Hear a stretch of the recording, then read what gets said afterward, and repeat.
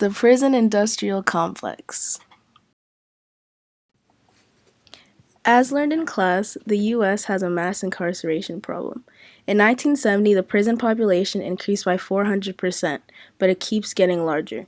The inmate population increases by 50,000 to 80,000 people every year. The state of California holds more inmates than France, Great Britain, Germany, Japan, Singapore, and the Netherlands combined. This is because of the heavy punishments for nonviolent crimes. In 1995, less than a third of inmates had been convicted of a violent crime. So what are we getting at? Today we will be talking about the prison industrial complex. What is it? The prison industrial complex is a set of bureaucratic, political, and economic interests that encourage increased spending on imprisonment, regardless of the actual need. Prisons are treated like businesses than anything else. There's no cheaper labor than prison labor, so there will always be a market for it. Inmates can be forced to work under threat of punishment as severe as solitary confinement. When it comes to the history of the prison industrial complex, the foundation of the issue started from the 13th Amendment, which abolished slavery but left a loophole by allowing it as a form of punishment on criminals. For the first 3 quarters of this century, the United States incarceration rates remained relatively stable, with the inmate-to-people ratio being 110 inmates every 100,000 people. By the 1970s, the rate began to rapidly climb, later doubling in the 1980s and again in the 1990s.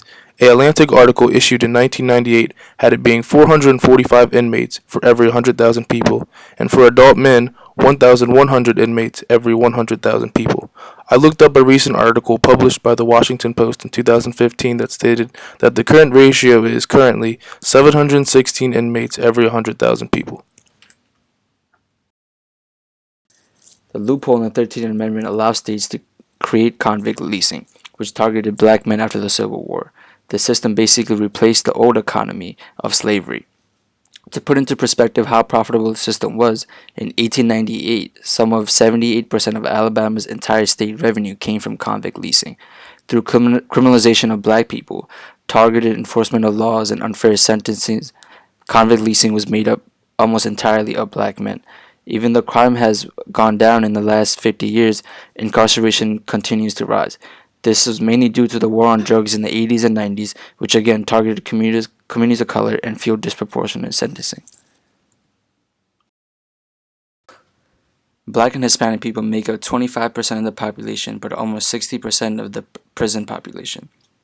Currently, prison serves as primarily as a source of profit for states and companies instead of rehabilitation.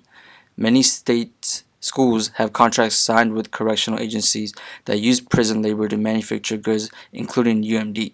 Furniture found in UMD dorms, buildings, and libraries is made from exploitative labor. Prisoners are paid few cents an hour while companies make millions of dollars off their labor. Prisoners don't have any protections, don't have a right to unionize, and cannot vote to create change. Private prisons are when people are imprisoned by a third party that is contracted by the government. Almost 10% of the prison population are held in private prisons. Private prisons are for profit. An investigation done by the Department of Justice in 2016 found private prisons are much less safe and clean than other federal prisons. Private prisons, like state prisons, contract with companies to provide cheap labor. Private prisons took home a revenue of $5 billion in 2011. One of the recommendations given as a solution to the prison industrial complex is decarceration. Decarceration can be defined as a process of removing people from prisons and/or jails, therefore reducing the rate of imprisonment overall. There are several goals that have been stated that decarceration is attempting to achieve. One of those being to significantly decrease the population of individuals in jails and prisons with a steady and consistent reduction rate over time. Another goal is to redress the disparities of the prison population. In other words, examining why there is a disproportionate amount of the oppressed specifically incarcerated. This would be looking at the mass imprisonment of people of color, those in poverty, and individuals with health disorders, and how it can be remedied. Lastly, decarceration is aimed to increase the public safety and the well being of those in society. Not only should decarceration focus on reducing incarceration, but it should also involve an expansion of responses to crime and other criminal behavior. In the process of moving from mass imprisonment to decarceration, there are steps that have been presented to achieve this. First and foremost, it is necessary to reevaluate the function of incarceration and what its intended use was instead of utilizing it as an automatic response to crime.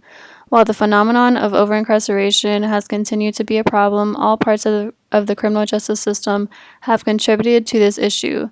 Therefore, it is crucial that they all are actively participating and supporting new ideas like decarceration to solve this issue. Integrative approaches to policy and practice intervention should also be identified since decarceration is not solely focused on reducing the prison population.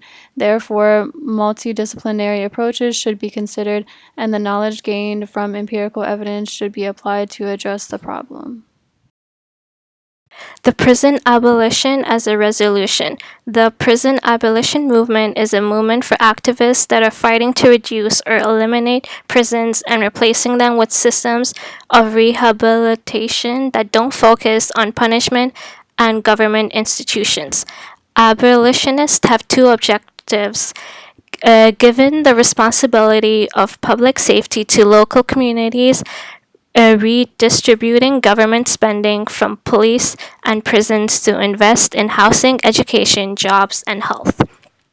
The prison abolition movement has been an important movement for decades with leaders like Angela Davis, the 1960s communist firebrand, and Ruth Wilson Gilmore, the subject of the New York Times Magazine in April. This movement started getting more traction by younger Americans who grew up after violent crimes peaked in the early 1990s and has started getting more people involved in the movement by rethinking of the prison system in the mainstream media. Abolishing prisons. The argument people have in support for abolishing prison is that they believe that locking people up does not provide proper housing, proper mental health treatment, living wage jobs, or makes us safe in any other way. The US has the highest incarceration rate compared to other developed countries. In Spain, it's quite rare for one person to kill another, and when someone does get convicted for killing someone, the person loses 7 years of his life to thinking about what he has done and to figure out how to live when released. Davis discusses that imprisonment for women are higher and continues to grow rapidly. The author also discussed that imprisonment depends on race. In the second article, The Prison Industrial Complex, the author explains that correctional officials view overcrowding as dangerous. There are nearly 2 million Americans who are in prison. The majority of them are non-violent offenders. Published research. Teaching against the prison industrial complex. In this article, the author talks about ways to combat mass incarceration in the U.S. The author speaks about how abolishing prisons is too radical and is an idea that wouldn't hold in society. Instead, the author proposed teaching in prisons and working towards rehabilitation. The author also mentions decriminalizing recreational drug use, which would massively cut down the prison population. Punishing labor. Why labor should oppose the prison industrial complex. In this article, the author talks about how prison industries violate workers' rights. The author compares prison labor to the period of time when people couldn't choose the conditions in which they worked. The author speaks freely against prison labor and how businesses exploit inmates. A quote that I think sums up the article pretty well is, "Prison industries represent a frontal assault on all workers' rights, degrading the political, social, and economic meaning of labor itself. Why should corporations pay union scale or living wages when they can pay pennies a day to inmates behind bars?" Published research. Marked race, crime, and finding work in an era of mass incarceration. This book deals with the negative implications resulting in young men leaving the prison system into the real world and the struggles they face when looking for a job. Diva Pager conducted a study where she paired young men and randomly assigned them criminal records, then sent them on hundreds of real job searches throughout the city of Milwaukee. As a result of this experiment, Pager discovered that young black men with no criminal record had a harder time getting a job than white men with a criminal record. Here are some discussion questions to consider. What led to the wave of mass incarceration in the United States, and what groups have been disproportionately represented in the prison population over the years? Another one is, out of the 2 recommendations given to resolve this issue, which would be a better solution to implement in the United States and why? Lastly, do you think that prison has functioned properly in deterring crime, or do you think it hasn't made any difference in crime rates?